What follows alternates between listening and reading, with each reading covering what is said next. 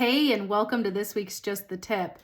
I have a question for you parents out there. When was the last time you went through your kids' toys?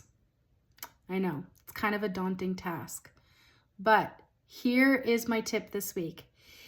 If you can collect all of the toys in one room, if that's possible, and figure out where you want the majority of your toys to live, sort them, itemize them, categorize them, throw away broken pieces, and with what's left, I want you to really think. I want you to think about what your kids love. What do they use? And for those things that are just out or the phase is beyond you guys, it's time to donate.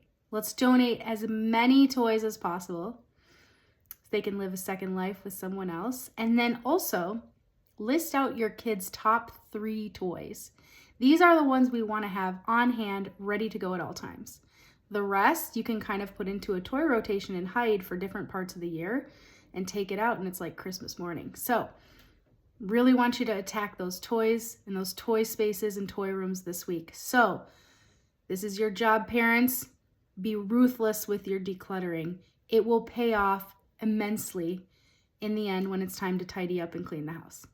All right, I'll see you next week for another Just the Tip.